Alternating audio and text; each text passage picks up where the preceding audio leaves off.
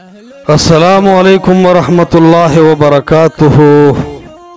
گران قدرمند شیخ منیب الرحمن حفظکم اللہ تعالی ورعاکم اور شیخ ابو محمد عبداللہ السلفی حفظہ اللہ د مناظری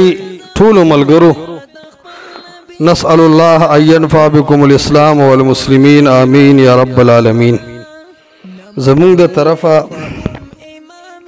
تاسو ته د حوصله افزای او تاسو ته د ډاډ او د تسلی د आवाज د ضرورت سي او په دې عظیمه فتح او په دې کامیابی کې چې کوم خوشحالي حاصل ده تاسو په دې مطمئن شئ چې مونږه زموږ ټوله مدرسه او طلبا او ټول سلفیان ان شاء الله په دې کې تاسو سره شریک دي او خوشاله دي۔ رب العالمین په درگاه کې سوال دی چې همدغسې د قرآن او د حدیث د دفاع لپاره استعمال شي، همدغسې چې خلک د جنډو د تنظیمونو د پاټو د مفتابهي اقوالو د کتابونو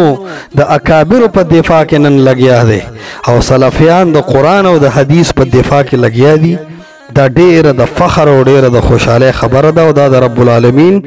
هغه خصوصي انعام او احسان دی چې خلق په حدیثونو اعتراضونه کوي او اهل حدیث ګلان د هغه احادیثو د رسول الله صلی الله علیه وسلم دفاع کوي۔ زما مقصد په مناظره باندې تبصره کول نه دي چې چا وګټل او چا بیله، وجه دا ده چې هغه خو مناظره کې ښکاره وي، هر امي سړی هر سړی ګوري موبایل ورسره دی، هر هوښیار ته پته لګي چې قرآن او حدیث طرف ته دعوت د چا دی او دلایل ته څوک پیش کوي او هسې د کتابونو حوالې او شور څوک جوړي، بس دې کې خو د چا نوم اغستو ته هیڅ ضرورت نشته، هغه عوام ګوري ویني څوک چې ته څه نتیجه اخلي په هغې غږېدل نه دي پکار، هغه ټوله په عوامو پرېښودل پکار دي۔ زمونږ د دې کلیف نه مقصود د ټولو نه اول تاسو ته خوشحالي او مبارکي ده او بیا خپل ګران قدرمند مشر ورور شیخ ریاض الله حفظه الله ته هم مبارکي ده چې د هغه بچیان د هغه کشران د هغه شاګردان د هغه رونو رب العالمین او رسول او نن هغې هم په میدان کې ولاړ دي او د باطل مقابله کوي، دا د شیخ د پاره هم د ډېرې لوی خوشحالۍ خبره ده او ټول سلفیت دپاره دا د خوشحالۍ خبره ده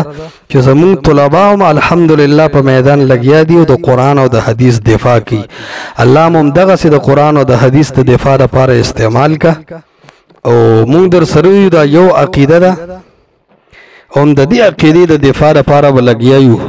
چې څه ضرورت مالی و د کتابونو او په مونږ کې مو ځای لیدنو ضرور غونډه را باندې आवाज کوي ان شاء الله الرحمن، زمون پوره تایید به تاسو سره